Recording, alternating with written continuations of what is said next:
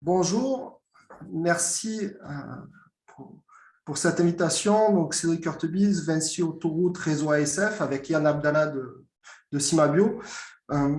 Ravi de pouvoir participer à ces rencontres et on souhaitait avec Yann vous partager quelques informations complémentaires à celles du film qui a été précédemment projeté, à commencer par revenir brièvement sur ces aménagements. Vous avez au-dessus de la slide les deux aménagements sur la rivière Allier. Dès 2012, une première convention avec la direction départementale des territoires du Puy-de-Dôme a permis d'étudier et de dimensionner des dispositifs de franchissement piscicole sur ces deux seuils qui sont distants de l'ordre de 2 km. Donc, c'est un groupement Ingedia, Ecogea, Biotech qui avait travaillé pendant 2 ans sur le dimensionnement donc, de différents scénarios de franchissement. Vous avez sur la gauche le seuil géré par ASF dit de l'A89, qui était un seuil donc, en enrochement libre avec une hauteur de chute assez importante, 1,60 m, qui a fait l'objet de travaux en 2017 d'arasement, ramené à 80 cm, une rampe asymétrique avec une faible pente et rugosité de fond pour le franchissement des espèces avec des moindres capacités de nage, et aussi, un point important, c'est le franchissement sécurisé des canoës.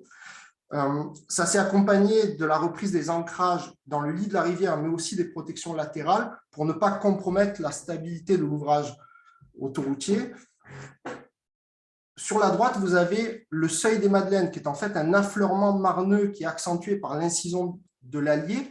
Et là, il y a eu un déroquetage sur 2 voies pour réaliser un dispositif type passe par bassin successif. Des travaux en 2016 par la DDT, c'est le seuil qui est géré par la direction départementale du Puy-de-Dôme. Et puis, on a voulu, avec Yann, vous rajouter une petite photo en bas pour vous expliquer le contexte aussi d'un ouvrage sur la Dore géré par ASF, où là, on a un seuil en enrochement libre qui est en amont d'un ouvrage. Par contre, la particularité, c'est que cet ouvrage, il est fondé en profondeur. Donc, le seuil n'est pas lié à l'ouvrage. C'est en fait un seuil d'accompagnement de la nappe qui est exploité par un champ captant. Et c'est cet enjeu-là qui a conduit non pas à pouvoir la raser, mais à l'équiper d'une rampe avec un dévers latéral, faible pente, également un bras de contournement qu'on ne voit pas sur l'image. Donc, on reste sur des gros ouvrages sur lesquels on apprend beaucoup en termes de dimensionnement, de réalisation, des choses qu'on doit être capable d'adapter aussi sur des ouvrages plus restreints que sont les bus, les cadres qu'on rencontre très souvent sur le réseau, notamment le réseau autoroutier, sur lesquels il y a des enjeux. Et puis, il y a une forme d'humilité à avoir entre le dimensionnement qui reste théorique et la réalité de l'utilisation de l'ouvrage, des franchissements et aussi de son comportement dans le temps. Sur les petits ouvrages, on a plutôt essayé de faire des suivis, non pas télémétriques, mais de la RFID ou des observations des pêches par sondage. Là, donc tout ça, cette nécessaire apprentissage avec des suivis, ça marque bien l'importance des suivis, mais on avait ici un atout sur l'Allier, c'est de pouvoir bénéficier des opérations de radiopistage hologrammique qui ont été réalisées les années précédentes et qui apportaient des informations, notamment sur des poissons qui étaient bloqués en pied de ces seuils.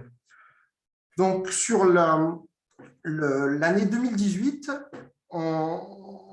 après ces travaux, donc, qui ont eu lieu entre 2016 et 2017, on s'est interrogé sur un petit peu les scénarios pour étudier au mieux l'effet de ces aménagements.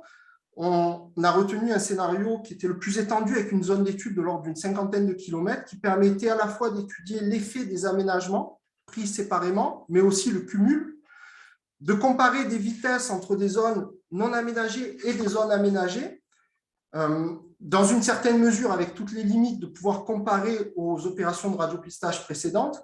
Et puis, ça apporte aussi des informations sur la mortalité, la survie dans cette partie qui reste une partie basse. On a évoqué les problèmes de température. Donc, un groupement pour le réaliser. Cimabio Interface, Logrammi, Fédération de pêche, la direction départementale des territoires et Vinci Autoroute, Réseau ASF. Donc, une nouvelle convention avec la direction a permis de faire ce suivi mutuel. On a un comité de pilotage qui avait accompagné les travaux qui étaient composés de l'OFB en région, le pôle éco-hydraulique, l'Adréal Auvergne-Rhône-Alpes, la DDT, l'Agence de l'eau, et qui a été étendu pour cette étude, cette évaluation, avec notamment la DDT de l'Allier, Fédération de pêche de l'Allier, l'Association de protection du saumon, le CNSS avec lequel on a pu partager du temps de piégeage. On a également le Seine-Auvergne, ils sont tous cités à la fin du film. Et cette volonté, on l'a évoqué, de ça reste une opération complexe de piéger, de marquer des poissons, que ça puisse être mutualisé avec, au-delà des madeleines, le suivi prolongé par l'OGRAMI sur les parties amont. Je vous ai remis un petit calendrier, donc c'était 2018, le temps d'obtenir les nombreuses autorisations administratives, agréments ministériels. On a imaginé des choses, puis il faut s'adapter, bien entendu. Il y a eu plus de prospection, notamment pédestre. Il y a eu des prospections en canoë-kayak en période estivale pour essayer d'apporter des informations en plus qu'on n'avait pas forcément prévues initialement. De la même manière, on posait certaines stations après l'été. Yann va en parler. On a eu des conditions, que ce soit thermiques ou des chroniques hydrologiques, et même de répartition de notre échantillonnage qui se sont révélées intéressantes. Et je pense bien dans le droit fil de cet esprit finalement de l'importance du temps en montaison où chaque jour compte. On va le voir, Yann va vous présenter un petit peu les conditions qu'on a eues pendant le suivi. Et finalement, ce qu'on vous présente là avec Yann, c'est qu'une partie des informations qu'ont révélé ces poissons, puisqu'il y a aussi toute la partie amont qui a fait l'objet du suivi important par l'OGRAMI. Voilà Yann, je te passe la parole. Merci Cédric. Bonjour à tous. Donc effectivement, on va essayer de dérouler un petit peu le concret de ce travail qui a été mené sur l'axe allié. Alors évidemment, il y a beaucoup de choses qui ont été dites dans le film, donc je vais passer assez rapidement sur un certain nombre de choses. Simplement vous rappeler quelques éléments clés de compréhension de ce travail. Donc tout d'abord, pour vous dire qu'effectivement, la zone d'étude, elle est localisée sur une partie qu'on pourrait classifié de médiane de l'Allier. Le départ aval, donc au barrage de Vichy, qui se situe à peu près à 650 km de l'entrée en estuaire. Donc on est vraiment sur voilà, une zone, on va dire, assez amont de la migration, et surtout sur voilà, un axe qui est très atypique au niveau français et même européen, de grande migration du saumon atlantique.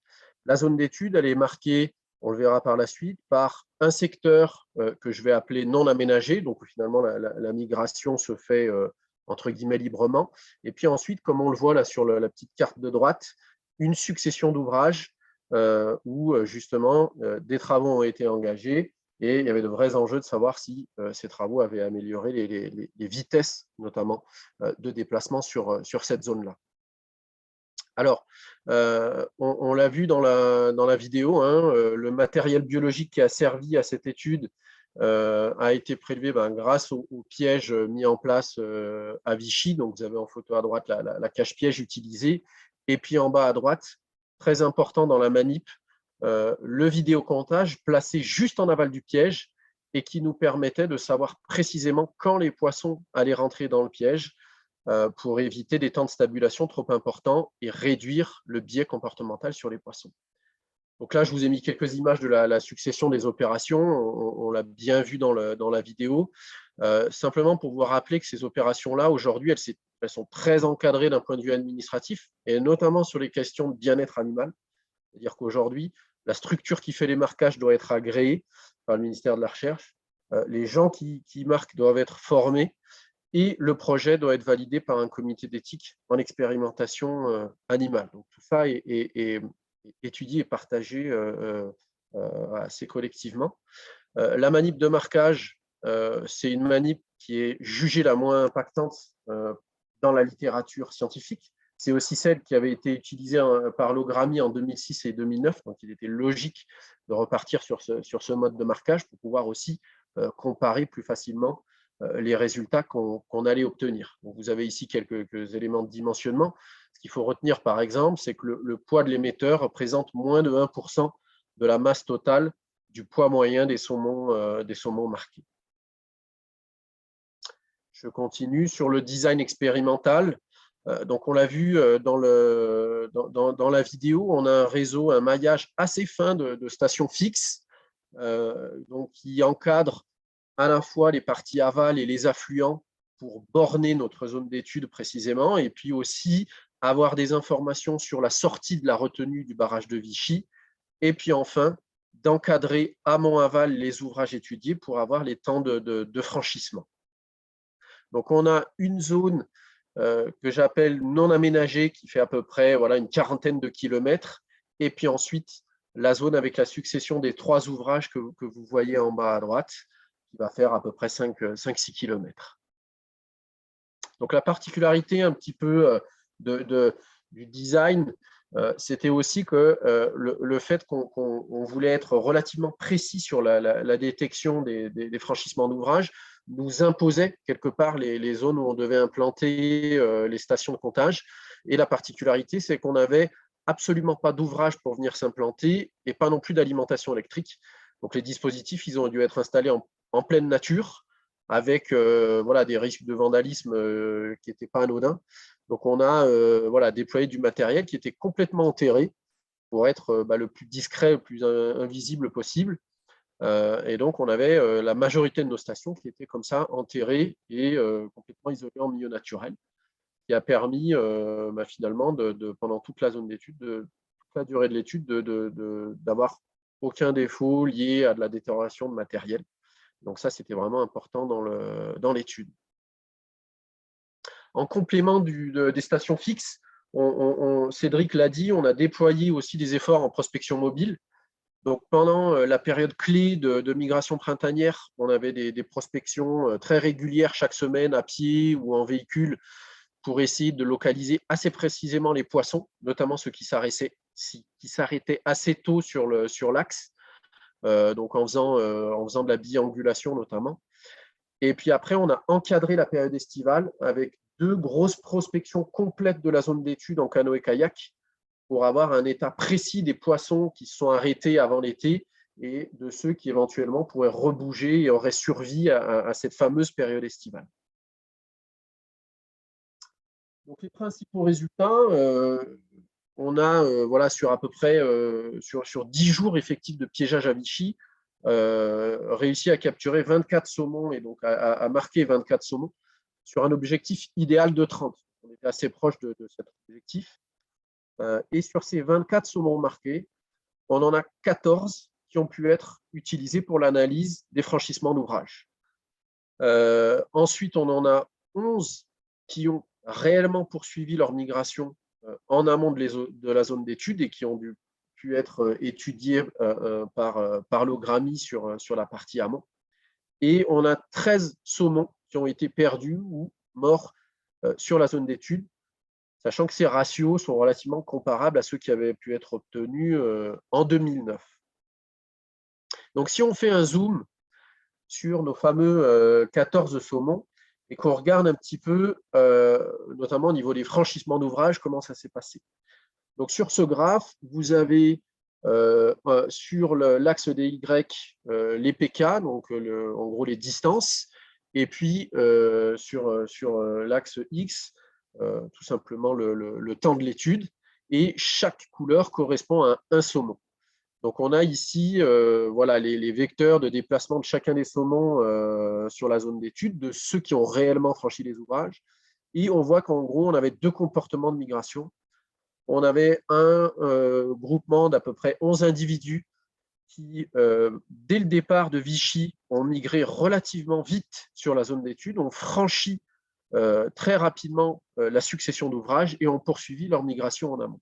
Et puis, on avait un deuxième groupe, donc de 3 individus, qui ont franchi tout ou partie des ouvrages, qui stoppent leur migration après ces franchissements et, dans un certain délai, vont redévaler par la suite, à nouveau tout ou partie des ouvrages, et post-dévalaison vont passer en double bip, ce qui veut dire que c'est un signal mortalité qu'on considère à ce moment-là que les poissons sont morts. Donc voilà, 2 comportements sur ces poissons qui ont franchi les ouvrages. Maintenant, on va regarder un petit peu plus en détail sur les notions de vitesse de franchissement. Alors là, à nouveau, sur ces 14 individus, on distingue différents patterns comportementaux, principalement 3 patterns distincts. Un groupe d'individus qui va franchir rapidement les ouvrages, voire très rapidement pour certains, quand on voit les vitesses de franchissement moyennes sur le graphe. Un groupe de franchissement moyen et un groupe, on va dire, de poissons à vitesse lente. Donc, indépendamment finalement des conditions hydroclimatiques et de la caractéristique des ouvrages, on a aussi chez les saumons des singularités comportementales qui vont faire que certains saumons vont migrer plus ou moins vite dans ces zones d'études, dans des conditions de migration assez proches. Et puis, ce qui est important de regarder, au-delà des vitesses moyennes, c'est aussi les temps moyens de franchissement. Donc, c'est le petit encadré en bas à droite. Et on voit que pour le seuil A89, comme pour le seuil des Madeleines, on a des vitesses moyennes qui sont relativement faibles à très faibles.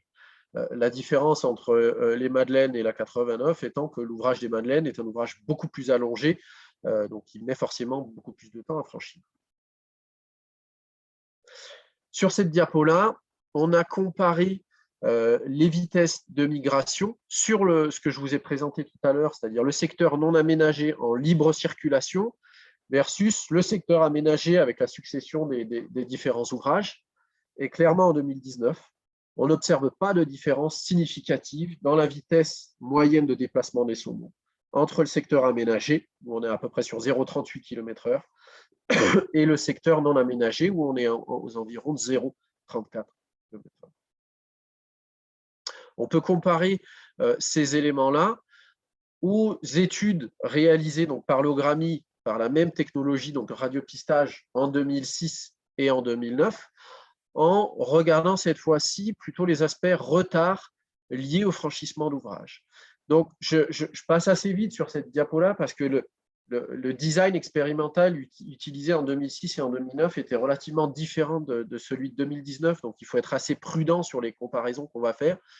Et je retiendrai essentiellement ce que j'ai encadré en orange clair en bas à droite, c'est-à-dire qu'en 2019, on n'a plus observé ce que j'ai appelé de retard prolongé, voire même de blocage en pied d'ouvrage.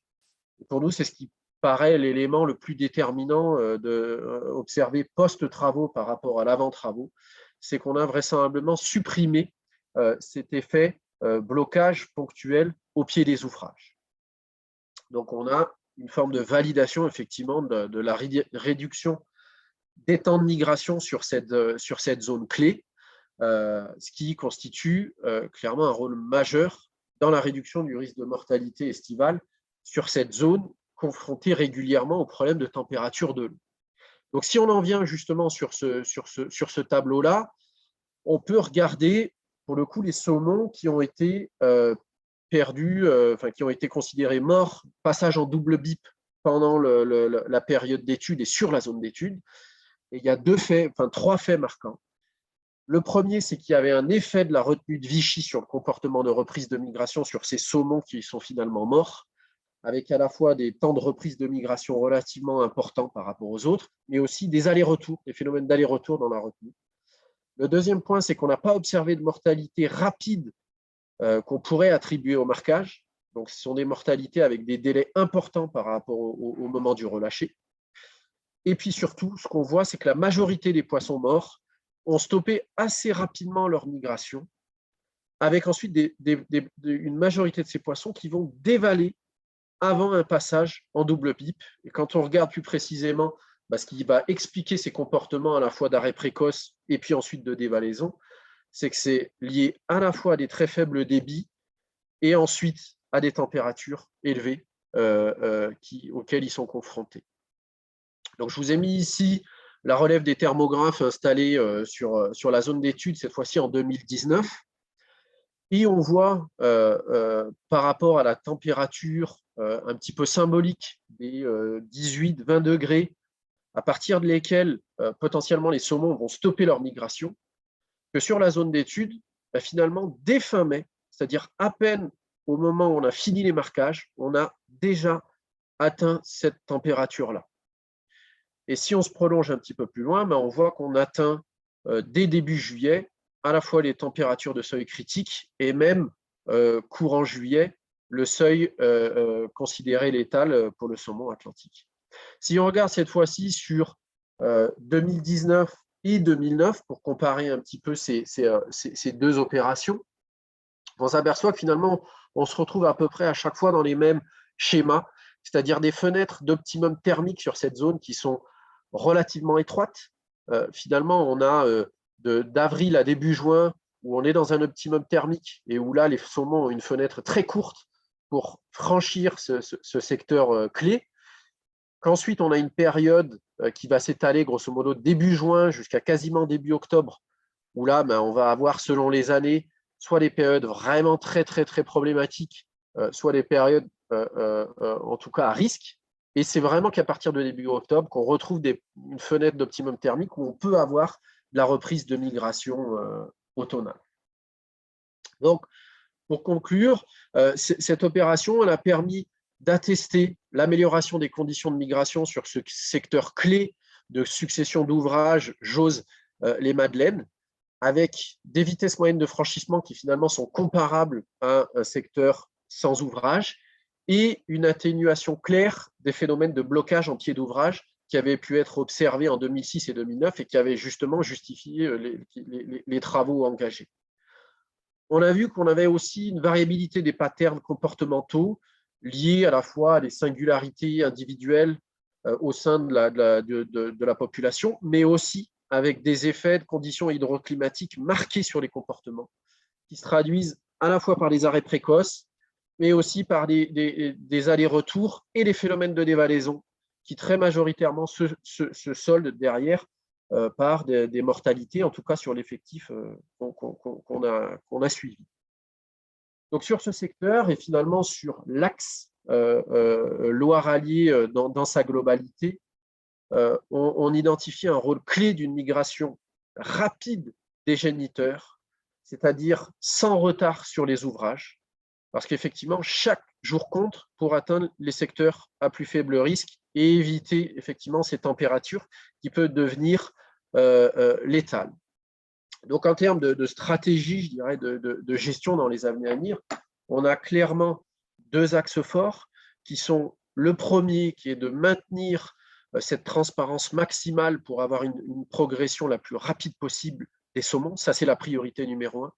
Et la deuxième, qui est un sujet qu'on a quand même pas mal évoqué ce matin, qui est celle aussi des conditions thermiques rencontrées par les saumons dans ces secteurs où, malgré le gros travail sur les ouvrages, on a quand même des arrêts.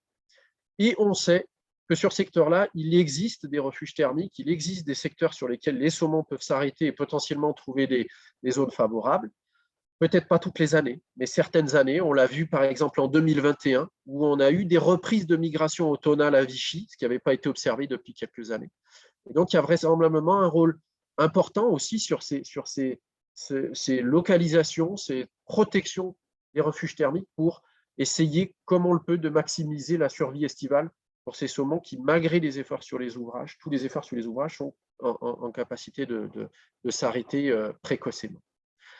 Voilà. On vous remercie collectivement pour votre attention et puis remerciement aussi à l'ensemble des partenaires parce qu'effectivement, on a été très nombreux à travailler sur ces projets-là et ça a été une belle réussite à la fois technique et scientifique. Merci à tout le monde et puis à vos questions si au besoin.